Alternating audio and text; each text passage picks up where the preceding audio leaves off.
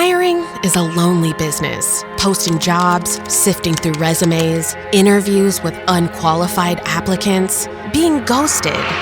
What if you could link with dozens of qualified candidates who are ready to work right now with just one connection? We're Express Employment Professionals, your full-service workforce solution. Every day, Express recruits qualified candidates in your area. So when it's time to hire, they have the talent you need ready to go to work. With more than 40 years in the staffing business and more than 860 locally owned and operated offices, Express helps thousands of companies find great people each year. And they can help you, too. Don't go it alone. Go to expresspros.com. One connection, great candidates, problem solved. expresspros.com, the workforce you need when you need them. That's Express Employment Professionals. Find us at expresspros.com. Customers are rushing to your store. Do you have a point of sale system you can trust? You need Shopify for retail. With Shopify, you get a powerhouse selling partner that effortlessly unites your in-person and online sales into one source of truth. Track every sale across your business in one place and know exactly what's in stock. Connect with customers in-line and online. Shopify helps you drive store traffic with plug-and-play tools built for marketing campaigns from TikTok to Instagram and beyond. Shopify's sleek, reliable POS hardware takes every major payment method and looks fabulous at the same time. Do retail right with Shopify. Sign up for a $1 per month trial period at shopify.com/lifestyle, all lowercase. Go to shopify.com/lifestyle to take your retail business to the next level today. With New Year's resolutions, many of us will make a vow to eat healthier, and that's a good thing. But what about our beloved pets and their nutrition? Greetings, naturopathic Dr. Dennis Black here, and I'm on a mission to provide better nutrition for cats and dogs because truthfully, all pet food is dead food, which is why we created Rough Greens and Meow Greens in the first place. We bring their food back to life with live vitamins, minerals, probiotics, enzymes, omega oils, antioxidants, and so much more. All in a tasty formula that your dog and cat will love. You can improve your pet's coat, digestion, energy, and have less vet bills. Let 2025 bring a new year and a new pet. Get a Jumpstart trial bag, normally $20. Get a 100% discount with promo code BESTFRIEND. You discover the shipping. Go to roughgreens.com, use promo code BESTFRIEND. Bring your pet's food back to life with Rough Greens. So good, your pet will ask for it by name.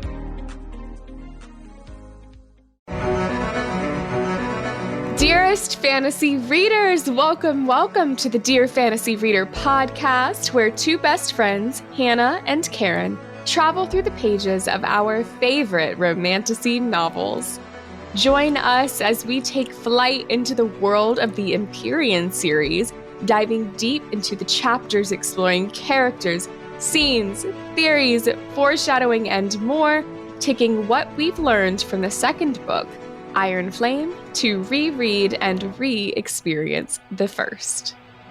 With that content warning and spoiler alert, we'll be covering anything and everything Empyrean series to this date and any additional context that Rebecca Yarros has given us. So if you haven't read both already, save this podcast, go do that, and we'll be here waiting when you are done. Also, due to the nature of these books, this podcast is rated R in language and content. This episode should be safe, but keep that in mind for future reference. I am so excited for this podcast because I had the biggest book hangover I've ever experienced from this series.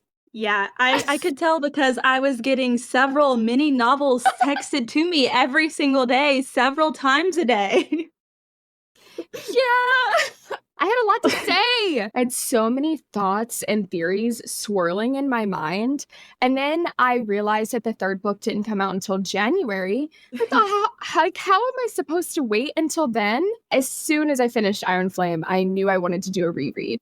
I had not read these books since last November, and I've read 75 books in between. So whenever you were texting me all of these theories and questions and everything, I was just like, yeah, I'm going to have to reread these because I do not remember anything except for like the main ideas. Yeah. Well, and so both Karen and I have done a second reread. And so this will technically be our third, but just like getting both of us on the same page so we know like what questions we want to ask, things like that, which we'll get to in our next episode, our grounding episode. But that's what this podcast really is. It's us exploring the series in depth as a whole, re-experiencing Fourth Wing now that we have so much more context about, from Iron Flame as we prepare for the release of Onyx Storm. One point I really want to emphasize is what we really want out of this podcast is to have a space where we can talk about these incredible books in an interactive way with all of you. Yes, and I'm so excited because Hannah's brought up points that I have never even thought of. So I'm really excited how deep we can dive into this with Iron Flame in the grand scheme.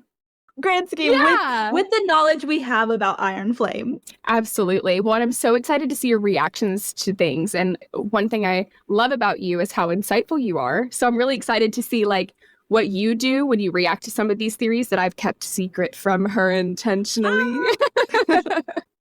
But yeah, I'm nervous. So now that you know a little bit about the flight that we're about to take off on together, we'd like to take a moment for you all to get to know your fellow squad mates. So Karen and I have been best friends for a few years now. We met at a Taylor Swift club night in 2021. Yeah, 2021. We stayed long distance, so I didn't live in the same state. I just happened to be visiting when we met. So we're big Swifties, which we'll mention, just occasionally. Several times. We actually bonded really quickly, and we listened to every Taylor Swift album that came out together over FaceTime and once on Zoom. Yep, sure did. Yeah, so now I moved to Florida to be closer to Karen. And so we went from our hyperfixation of Taylor Swift and are now bonding over our hyperfixation of Fourth Wing. And I can't wait to share all my other hyperfixations with Hannah to drag her into this reading rabbit hole. Absolutely. She's already on me about ACOTAR. And I'm like, yes, I am so down. Let's do this. And then we're jumping straight into that because I hyperfixate hardcore. Hence, why we're doing a deep dive podcast. ACOTAR, Throne of Glass. I know you're just going to be just as obsessed. Yeah. So actually, on that note, Karen, how did you get into reading?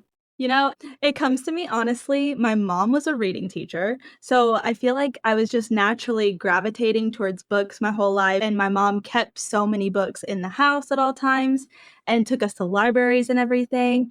As soon as I picked up Junie B. Jones, it was over for me. Reading became my whole life, and then it just orbited into a new dimension whenever I read the Twilight books. Twilight, it got me good. Yep. And then the Hunger Games, it just grew the obsession further. And I read like every single fiction book in my high school library over the 4 years I was there. I love that so much. Strangely enough, similar starting for me. I loved to read. It started with Twilight series. I saw my older cousin reading those. The movie had just come out and I was like, oh my God, like obsessed. And so that was like my first full series. And then I'd found this book series in my library because I was a volunteer library assistant when I'd get to school early in middle school. I love that. I know. And I found this series called The Daughters of the Moon. And it will probably always be like my heart series. It's been years since I've read it, but that is part of where I was like this whole fantasy genre of, I'm going to say like YA, was I felt home in that. Like it was so much of an escapism. And one thing about me you'll learn is when I like something, I don't just, Karen knows this, I'm saying to the listeners, I don't just things at like 50%. I'm just like, oh, that's cute, that's nice. Or I'm like fully obsessed. And so, that turned into, that branched out into the Hunger Games, the Harry Potter series, which I will point out, I read those before I feel like I could comprehend what the storyline was. I was really young and I haven't revisited them. I will say that's like the one thing that I am not 100% deep into, but I have a love for it. And then the Selection series came along and I was like, okay, I'm getting I'm getting like really close to finding my genre. And then I found Red Queen. It's been my favorite for years, but it's just missing more of the romance element that I crave. Like it has that balance of the fantasy, like powers and magic kind of thing. And so when I read Fourth Wing, all right, we'll get to that. I want to know first, Karen, how did you get into Fourth Wing? Oh my goodness. I went with my friend. We were going birthday present shopping for one of our other friends. And she was telling me that she had told her about this book, so she wanted to buy it for her. That book was Fourth Wing. And so I was just like, I have never heard of this. And I was kind of in the car just looking at the summary. And I was just like, this seems pretty interesting. Maybe I'll read it. And then she told me that Iron Flame was coming out in just like a month or so. I put it on the back burner of my mind. And about 2 months later, I read Fourth Wing and Iron Flame in like 4 days. I am so grateful that you did. It put me into a huge fantasy kick. And I also had a huge book hangover after reading this. And then whenever I gave myself about a month of the hangover, I got into ACOTAR. You next. Yeah, it like funnels you in really quickly. I think everyone suggested I go straight into ACOTAR after. And I'm like, I'm not over obsessing with this one. I will get there, but I'm not done yet. Yeah. So, Hannah, how did you get into Fourth Wing? Yeah. Okay, so Karen gets all the credit for this because she was the first friend to recommend this book to me. And it was kind of like, you actually never recommended a book. So when you first said it, I was like, oh, like, okay, for her to think of me with that book, And then another friend who you don't know messaged me shortly after that and was like, random, also doesn't recommend books to me like that. And they were like, you need to read Fourth Wing. I thought, oh my gosh. And then it happened with a third friend. And I was like, okay, how many times do I need a sign from the universe that I need to read this book? Yeah. No, Hannah, how long ago did I recommend this book to you? I don't know the date, but it was a couple months. It did take me a bit. It was December. Oh, I didn't realize it was that long ago. You know what? All right, I'm going to justify it for a little bit. I know myself, and I know that when I fall in love, and it was recommended 3 times, when I love a series, it's all the way. And it ended up being like that because I ended up staying up till 5 a.m. multiple days and calling out of work so that I could finish the series. Because I know I have to wait until I can be fully absorbed. And it wasn't like the most ideal timing, but, it happened when it happened for a reason. What I found in this book was my genre. And I know it's like the it genre right now, romantasy, but it's an it genre because it has people who resonate so deeply like I do. Again, I love the Red Queen series. It's not a romantasy. And so when I was reading this, and I want to also preface, I didn't read anything about the book before I jumped to page 1. I love that. I didn't know a single thing. I didn't know we were in a war college. I didn't know there were dragons. Like, I didn't know anything until Violet told me, which was really cool to experience. Yeah, whenever I recommended it, because I think I had asked you before if you were a reader, right? And I was like kind of asking what you liked. And so you did tell me fantasy. So like what specifically about fantasy draws you to that genre? Like, what do you love most about a fantasy book? That's a great question because it's kind of been hard for me to navigate that. I love superpowers. I don't think that's like the appropriate wording for it, but like magic powers. And so when people would say fantasy before, it was like, you'd think like dragons or like different kind of species. And I love the addition of that, but it's really when the narrator has a power, it feels like I then get to experience having that power. And I have waited to tell you this story specifically in case you asked me this, because I used to play this game with my little brothers when I was little. We made it up. And we would play outside a lot. While I am Gen Z, I got like right at the cusp of not having internet and not having like a phone. And so it forced us to be outside playing. And we got creative and we made up this game called the Power Game. And we would have this intricate storyline of how we found these crystals one day. We were best friends. We all found these crystals one day. And mine was pink, one brother was blue, and the other brother was red. And the one with blue was my twin, and the one with the red ended up being evil. And we each got powers, and we would act out the powers. I mean, it was intricate. Okay, so that is really where my love of like this so fantasy is. It actually makes me sad to think about there was like one day that it was the last time we ever played it. And so when I know. So when I get to read these books, it really is such a level of nostalgia mixed with this like, I know. I'm going to cry just at your story because that's so sad to think about. It is, but it also, I think, really helps me understand why I resonate so much with these books. Like, I also have these dreams sometimes where I'm flying. I can control my dreams. It's very rare, unfortunately. And those are my favorite. And so it really is like a chance when I'm in these specific kind of fantasy books where there are powers to go back to that. You and I have talked about the dream thing because I am scared of heights. And so my dreams where I'm flying are usually very scary. So I can control the dream to make me get to the ground safely. And I like how you're just the kind of person that's like, let's fly more. Literally in my dreams, I can like put my hands like this. If you're watching on YouTube, sorry. If you're not, and then like make myself like Iron Man almost off the ground. And I'm like always yearning to do that. And you're like, please just keep me on ground. I'm like, taller than 10 feet is a little too high for me. I love that. So, Karen, what do you love most about fantasy books specifically? I too love the powers, but my favorite part about the fantasy books and a well-written fantasy book, because there are differences, right?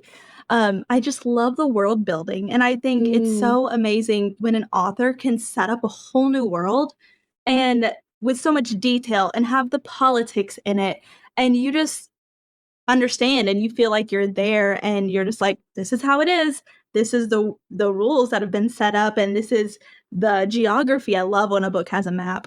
Love when a book has a map. It's so fun. I just love the world building, and I love like all the other details that encompasses a fantasy genre. But the world building is one of my favorite parts. And some people think it's so boring. It's like the most boring part of the book. But I just think it helps you appreciate everything else in the book when that is set up well. I actually love that so much. And I think that what is really cool about our podcast, like what I'm most excited about, is that we bring different things to the table, even though like I had an analogy the other day, we're opposite peas in a pod. And that's true. Yeah. So like with you, like you say, you're an avid reader. And I would think like just describing you as like more in the moment. Yeah, I'm definitely an avid reader. Obviously, I had read, like I said, 75 books in between when I read Fourth Wing until now, which is less than a year. And I'm very in the moment. And since I read so much, sometimes I forget some of the details, but I remember how a book makes me feel. And that's one of the more important things to me is how it made me feel. It could be the best book I've ever read in my life. I know that by the vibes.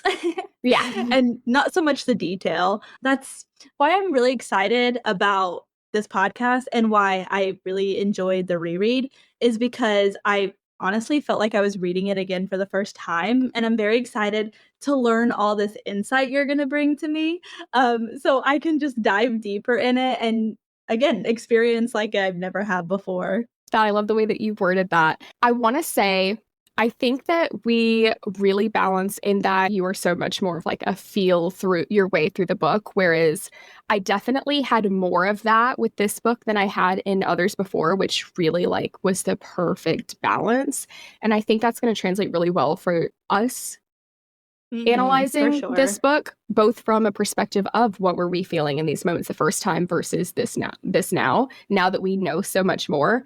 And that will bridge into what all do we know now that we didn't know the first read. I tend to be a I have an analytical mind. I am a sociologist, so I also love the world building, especially involving like politics and contrasting values of societies, especially like in Fourth Wing between Navarre and Tyrandor. It's fascinating to me.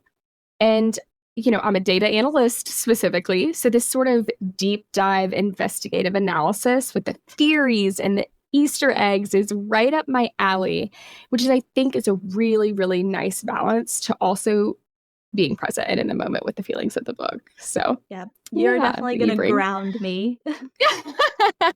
And I feel that way about you. I'm over here floating off in theory world. And you're like, hey, let's look at these 4 chapters. Oh my gosh, how fun was this book? And you're like, well, what if this happened? Yeah. With that, we are going to try our best to have all of our Fourth Wing discussion on the podcast, so you get real-time reactions. As Karen mentioned, she may not have heard these theories before. I have kept some from her. I'm so nervous.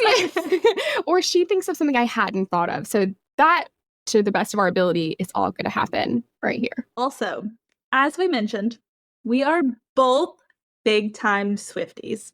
And if you don't know, Rebecca Yarros is also a huge Swiftie, and Fourth Wing, Iron Flame, and Onyx Storm were inspired by several Taylor Swift songs, specifically Xaden and Violet's relationship, which we will be discussing in depth in future episodes. Yes, so we're actually going to be incorporating these things throughout our chapters by chapters episodes to discuss like where we think these songs that she said she used as inspiration played a role in the books. So if you don't know what it means when Rebecca Yarros says that Onyx Storm is reputation coded, or that the 2 songs that best represent it are Who's Afraid of Little Old Me and So It Goes, do not worry, we will use our Swiftie Signets to translate this information.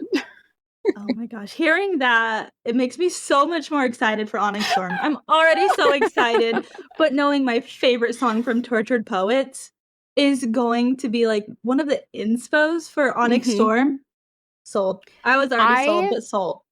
I think it was actually in Fourth Wing, and I read it after Tortured Poets came out. So I literally thought, like, this book sounds like Who's Afraid of Little Old Me as a book. And so for her to have said that, it was like my 2 worlds collided. And you mentioned this to me that, Karen, you never told me that these books were inspired by Taylor Swift songs. But whenever I told you about these books, I didn't know that yet. I didn't find that out until I started following Rebecca Yarros on Instagram, which was like February, I think. And so I had no idea. That just was a happy coincidence and a very exciting one for us in this moment. Yes, honestly, that's been like one of my big selling points. I've reached out to so many of my Swiftie friends and been like, you have to read this because... So, Hannah, the most important question of the day. What quadrant would you be in if you attended Basgiath War College? Karen, I am delusional enough and confident enough to say that I would be a dragon rider. Your Leo is showing. That's the most Leo answer I think I've ever heard. Yeah, I know. Yeah, I very much so. We'll talk about this later more in future episodes, but I very much so resonate with the Violet being like physically. I don't think the word is weak for, but strength in other areas. I very much so resonate with that. I would not like make it maybe as far as I'd like to, but. Again, that was like having the superpower, the bond with the dragon. Are you kidding?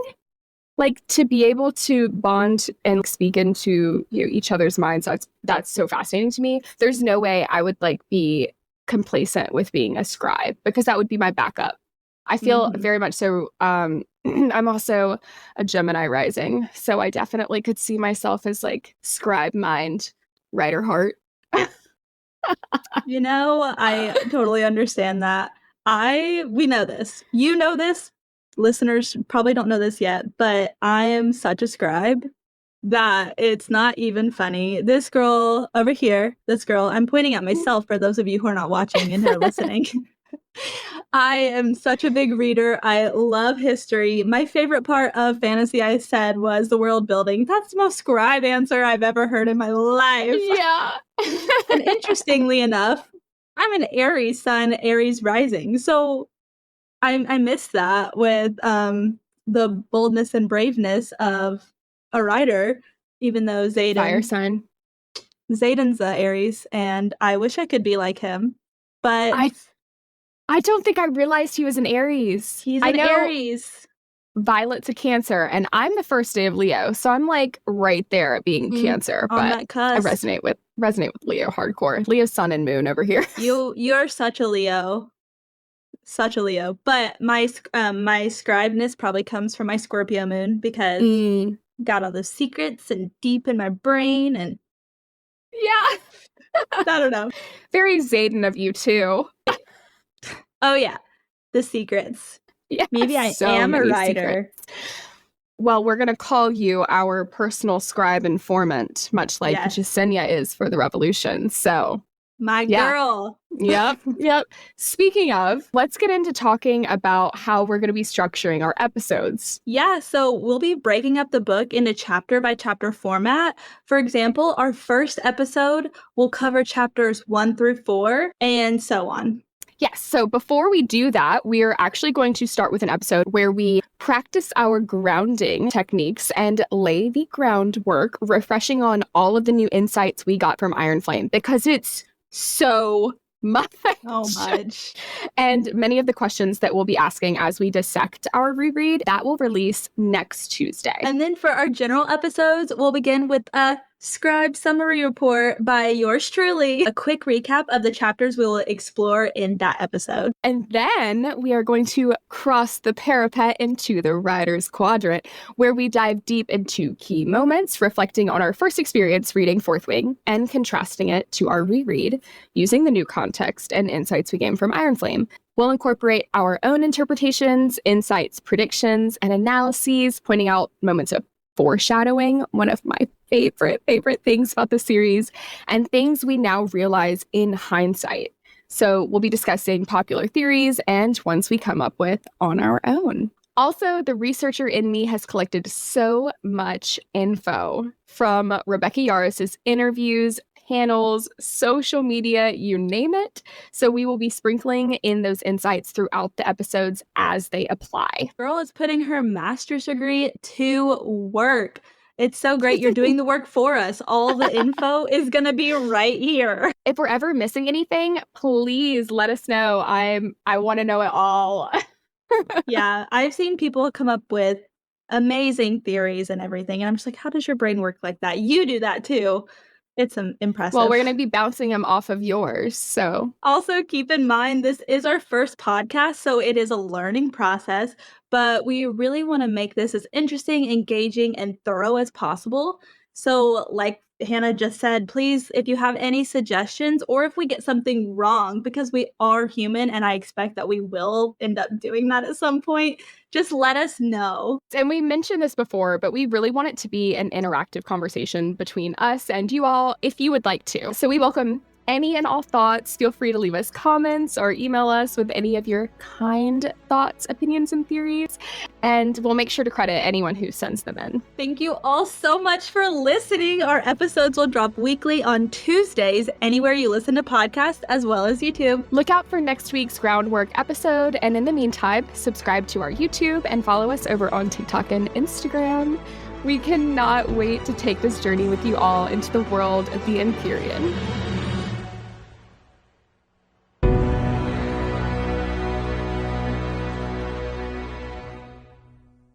Hey there, Ritual here to give a big shout out to you for making it through the hectic holiday season. The magic of those family moments, that was you. And now there's new milestones to prep for in 2025. This new year, check clean, quality pregnancy nutrient support off your to-do list with Ritual. We've done the research to create science-backed pregnancy support like our prenatal multivitamin, natal choline, and fertility support, all designed to be taken alongside each other. But don't just take our word for it. They're also third-party tested for microbes and heavy metals and Clean Label Project certified. So whether you're trying, thinking about trying, or already there, We don't have to tell you that prioritizing yourself can be the hardest part. That's why we're helping you get started today with 30% off a 3-month supply for a limited time at ritual.com/podcast. These statements have not been evaluated by the Food and Drug Administration. This product is not intended to diagnose, treat, cure, or prevent any disease.